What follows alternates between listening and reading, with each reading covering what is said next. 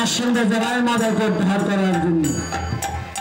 পাঁচশো জবাই মাদার কাছে যখন আমার নেতা চাঁদ বলতে গেলেন তৎকালীন আমলে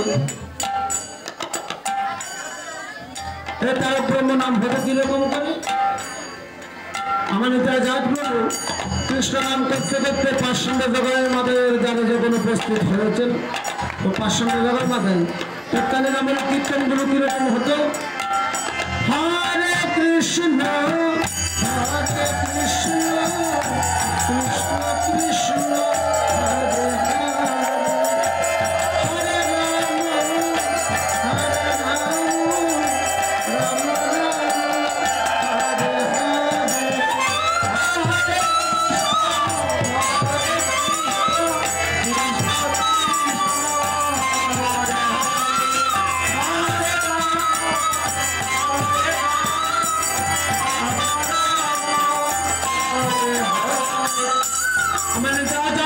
যখন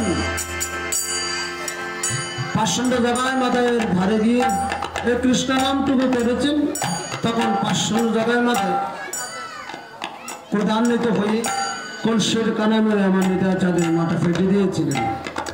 দরদর করে যখন রক্ত ঝরতে আরম্ভ করলো ভোলকে রবি কবি ভোলকে এসে বলেন যে আমার ভক্তের গায়ে আঘাত করেছে তাদের মুন্ডন আমি ছেদ করবো। কোথায় আমার সুদর্শন চক্র?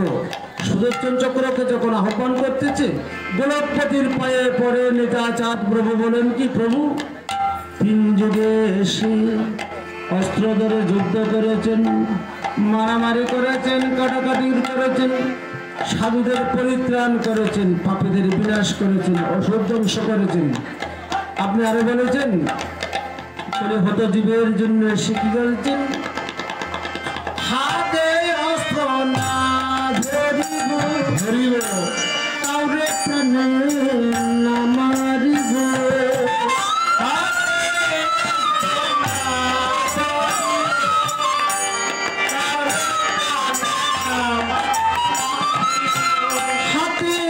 অস্ত্র না ধরিব কাউরে প্রাণে না মারিব।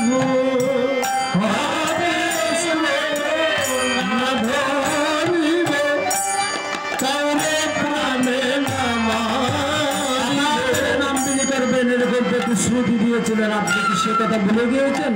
পূর্বের কথা স্মরণ হওয়ার পর গোলকপতি বলেন আমি যে পূর্বে সম্বোধন করতে পারিনি তুমি তা পেরে ছবিতে আজ থেকে তোমার নাম হবে ক্রোধ পরমানন্দ নিত্যানন্দ রায়। তা বলে তারা আপনার বলেছেন কি ও ক্রোধ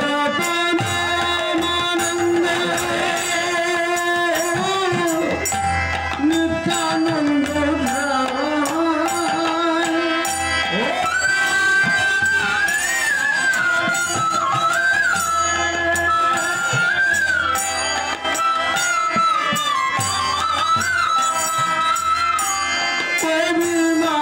শূন্য নেতা নগর বেড়া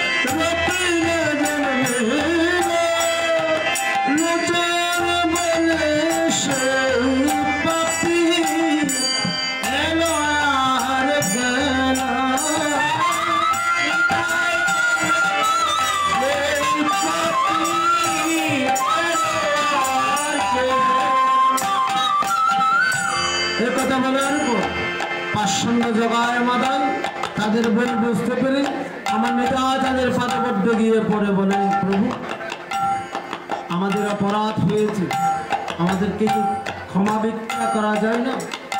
তখন পাষণ্ড জগায় মাদায়কে নেতা চাঁদ বলেন, মেরেছিস কলসির কানা, বল হরি বল হরি বল, তাই বলে কি নাম দেব না? ওরে জগায় ওরে মাদায়, ও মাদায় কি করলি তোরা? কৃষ্ণ নাম নিলে মুখে পাপ থাকে না। কারবা মেরে কৃষ্ণ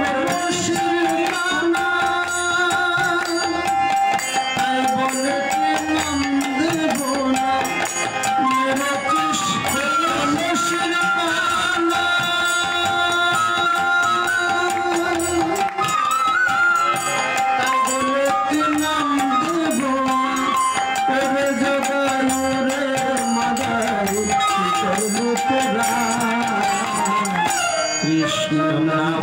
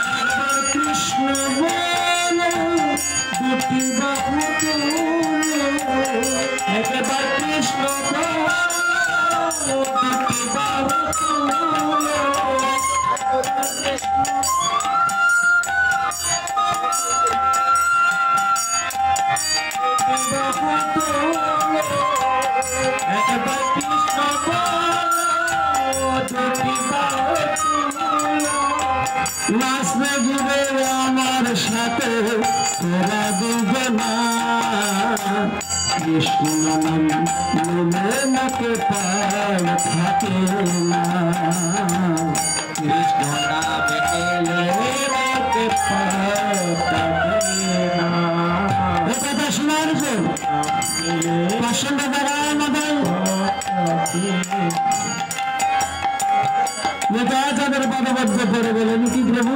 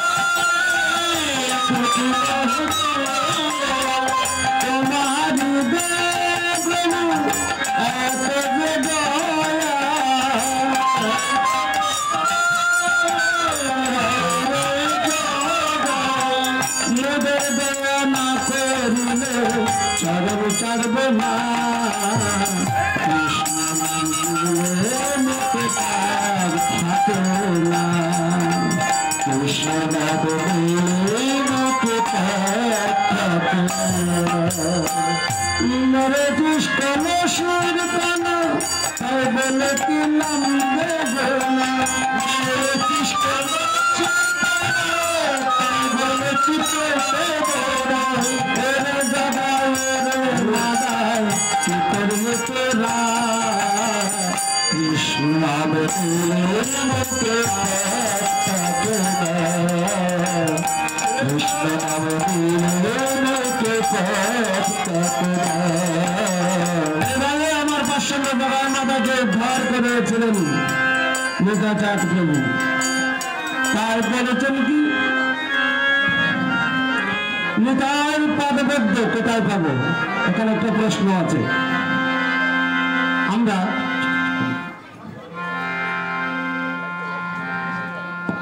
শ্রীচরণ রাঙাচরণ যুগল চরণ প্রায় সময় বলে থাকে। চরণ কত প্রকার কিন্তু জানি না, এবং কোন ব্যক্তি কোন চরণের আশ্রিত ওটাও জানি না। আমরা কিন্তু আলিঙ্গন করি, মুসলমান ভাইয়েরা আলিঙ্গন করেন, খ্রিস্টানেরাও কিন্তু আলিঙ্গন করেন। আলিঙ্গনের তাৎপর্য জানি না, কারণ বৈষ্ণব ধর্ম গ্রহণ করলে এগুলো জানতে হবে। এগুলো না জানলে বৈষ্ণব ধর্ম গ্রহণ করলেও কি না করলেও কি। এখন চরণ হচ্ছে 7 প্রকার: শ্রীচরণ, রাঙাচরণ, যুগলচরণ, রূপচরণ, দনচরণ, পঙ্কজচরণ, অভয়চরণ। এখন কর্ম অনুযায়ী চরণ নির্বাচিত হবে। বৈষ্ণব ব্যক্তিরা কিন্তু বেশি করে জানেন। অভয়চরণ পেয়েছিলেন কিন্তু বিভীষণ, রাম অভয়চরণ দিয়েছিলেন। আপনার কোনো ভয় নেই, আপনি যেখানে ইচ্ছে সেখানে যেতে পারেন, আপনাকে কেউ মারতে পারেন। অভয়চরণ।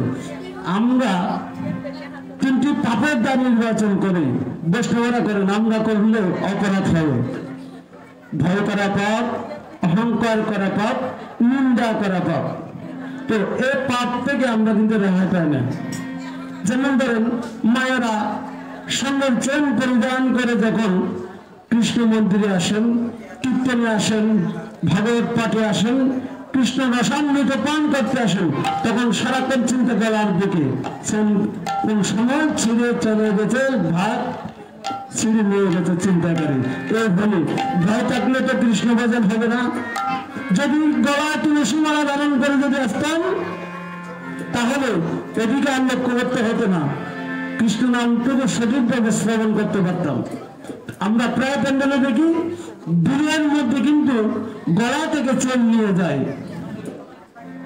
আমাদের কিন্তু প্রায় হরহ প্যান্ডেলে এরকম ঘটনা ঘটতেছে। তো আমরা যদি কৃষ্ণ নাম শ্রবণ করার সময় যদি একটু মনোবাক্য কায় মনোবাক্যে যদি বৈষ্ণব সাজে সজ্জিত হয়ে আসি, তাহলে আমাদের আর কোনো ভয় থাকবে না। আমরা কিন্তু মানুষকে দেখানোর জন্য স্বর্ণালঙ্কার পাদে পরে আসি, এগুলো বাদ দিয়ে সংস্কার হয়ে যান। গুরুর আদেশ উপদেশ মেনে চললে জীবনে আর কোনো কিছু লাগবে না। তা আমরা 3 বার আলিঙ্গন করি, বৈষ্ণবরা করেন, জনগণেরা করেন, মুসলমান ভাইয়েরা করেন, খ্রিস্টানরা সবাই কিন্তু 3 বার করেন। 5 বার করতে পারতাম, 2 বার করতে পারতাম, 6 বার করতে পারতাম, 1 বার করতে পারতাম। 3 বার করা হয় কেন? আমাদের দেহের মধ্যে 72,000 নারী আছে, তার মধ্যে 3টে প্রধান নারী আছে। এই প্রধান নারীকে কি ইরা পিঙ্গলা সুষমা, এই 3 নারী যে ব্যক্তির চৈতন্য হয়েছে, সে ব্যক্তির যদি আলিঙ্গন করি পরে সে আমি সরস হব। এজন্য আমরা কিন্তু আলিঙ্গন করি। তো যেমন আলিঙ্গন করার পরে আমরা দেহকে 2 ভাগ করতে পারি। কিরকম? আমরা রূপ লাবণ্য আয়নার মধ্যে দর্শন করে, এটা হচ্ছে রাধারানী সত্তা, রাধারানীর সত্তা। এই জন্য আমরা আয়নার মধ্যে রূপ লাবণ্য আমরা দর্শন করি।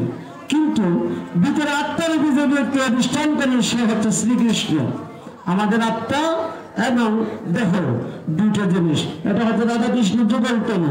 তো আমরা দেহের মধ্যে যখন আত্মা প্রবেশ করেন, তখন মায়ের অষ্টদল পদ্মে যখন 7ম মাসে আমাদের সাথে শ্রীকৃষ্ণের সাথে যখন সম্পর্ক হয়, তো বলে যে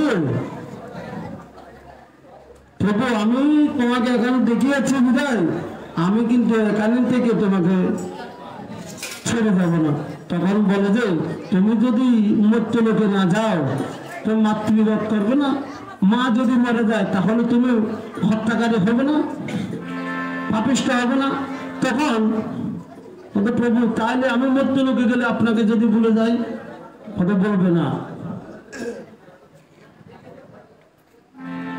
গুরু রূপে ঘরে ঘরে মন্ত্র দিয়ে সদাই ফিরে, বৈষ্ণবেতে দে শিক্ষা শাস্ত্র রূপে দে জ্ঞান, তুমি ওখান থেকে আমাকে আবার পাবা। তো কৃপা করে আমরা এই মৃত্যু লোকে এসে মায়ের ২৭,০০০ পদ্মায় আবৃত হয়ে কৃষ্ণ নাম ভুলে গিয়ে মাকে না দেখলে কাঁদি, বাবাকে না দেখলে কাঁদি, ভাইকে না দেখলে কাঁদি। তো এই চক্ষু ভূমি দিয়েছে কি জন্য?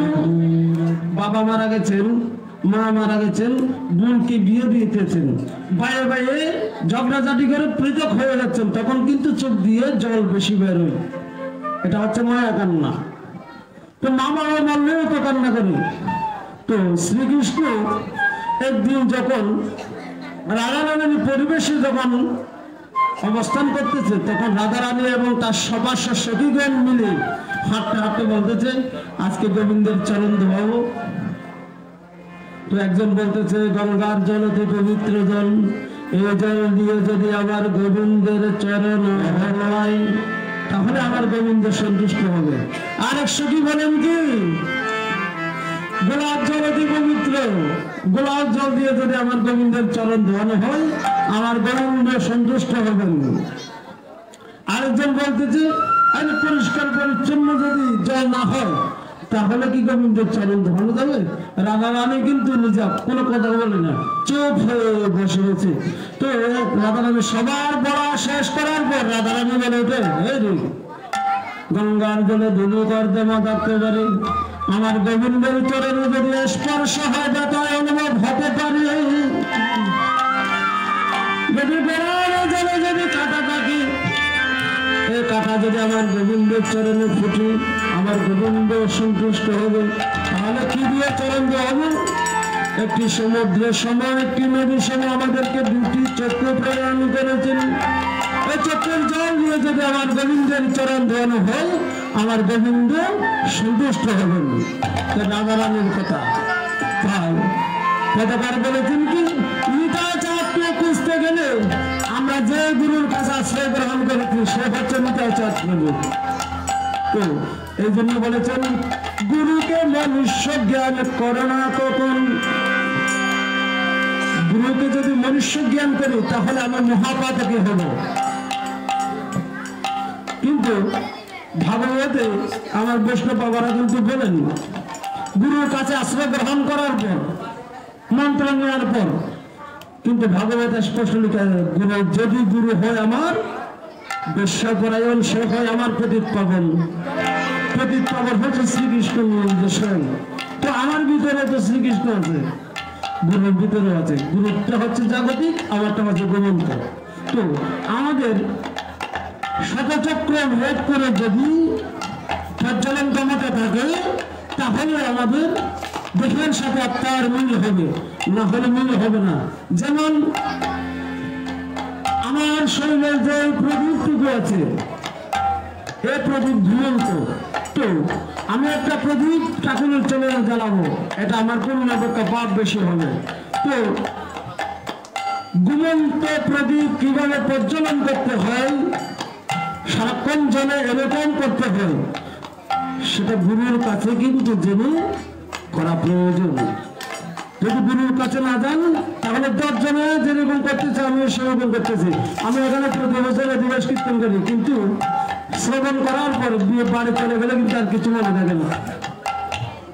এই জন্য যতক্ষণ বেঁচে থাকেন প্রাণ থাকবে, এখানে অনেকে আছেন সামনে বছর হয়তো অনেকে পৃথিবী থেকে প্রাণ ত্যাগ করে চলে যাবেন, আমিও থাকবো না, এই ধারাধাম কিন্তু করে থাকবে। তো প্রধান কি বলেছেন কি পৃথিবী যেমন আছে তেমন টিকলে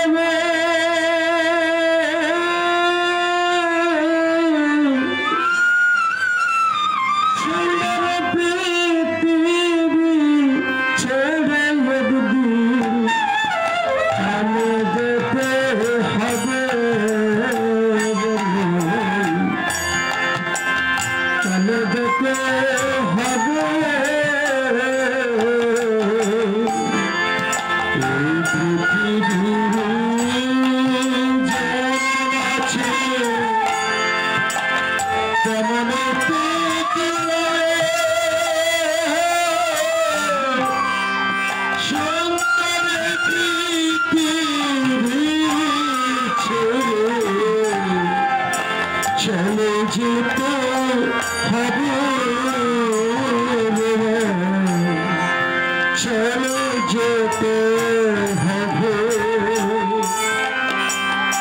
নগরতলে তাগিদপত্র এসে পড়বে যাবে, চলে যেতে হবে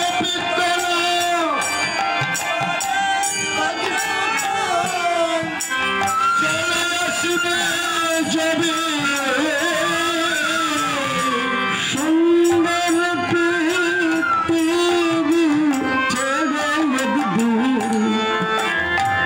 যেতে হবে।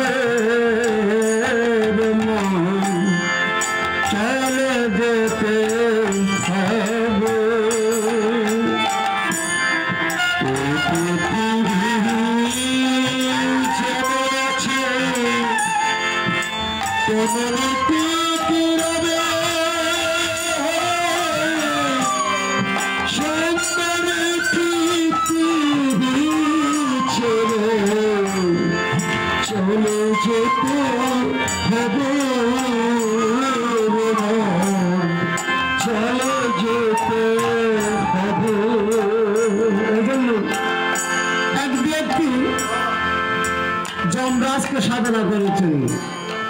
যমরাজ এসে সাধনা সিদ্ধি হয়ে যমরাজ এসে বলে, আরে সবাই তো কৃষ্ণ সাধনা করে, বিষ্ণু সাধনা করে, তুমি আমার সাধনা কেন করেছ? যমরাজের সাধনা তো কেউ করে না, তুমি কেন করেছ? আরে আমি যমরাজের সাধনা করেছি একটা কারণ, মৃত্যুকালে কিন্তু যমদূত এসে আমাকে নিয়ে যাবে, তোমার ব্যক্তিরা কিন্তু আমাকে নিয়ে যাবে, এই জন্য তোমার সাধনাটুকু আমি করেছি। তো কিসের জন্য আমাকে সাধনা করে ডেকেছ? আমি যখন মৃত্যু হবে আমাকে যদি আগাম বার্তা দেন, আমি কিন্তু মৃত্যুর প্রস্তুতি কিন্তু নিতে পারবো। মৃত্যুর প্রস্তুতি দেখেন, একটু ভালো করে দেখেন, আমরা কিন্তু কেউ মৃত্যুর জন্য প্রস্তুত নয়। তো মৃত্যুর প্রস্তুতি নেওয়ার জন্য যমরাজের সাধনা করেছেন। যমরাজ সাধনার পরে পূর্ণতা পেয়ে যমরাজ এসে বলেন, আচ্ছা তোমাকে মৃত্যুর প্রস্তুতি আমি আগাম বার্তা দেবো, চিঠি দেবো। তখন একদিন যায়, দুদিন যায়, এক যুগ যায়, দুই যুগ যায়, এরকম করতে করতে একদিন চুল পাকন ধরেছেন। চুল যখন পাকন ধরেছে, এরপরে কিছুদিন পরে গিয়ে 5-6 বছর পরে গিয়ে দেখা যায় দাঁত নড়াচড়া করতেছে, দাঁত ক্ষয়ে ক্ষয়ে যাচ্ছে, পড়ে যাচ্ছে। এরপরে দেখা যায় 5-6 বছর পরে কান বধির হয়ে যাচ্ছে, কানে কম শুনতেছেন। এরপরে দেখা যায় চোখে কম দেখতেছেন। যখন কম দেখতেছেন, তখন মৃত্যু যখন ঘনিয়ে আসলো, তখন যমদূত এসে বলেন, তোমার ডিউটি শেষ, তোমাকে নিয়ে যাওয়ার জন্য আসছি। তখন বলে যে আমি যমরাজের সাধনা করেছি, আমি কিন্তু তোমাদের যমরাজের সাধনা করেছি।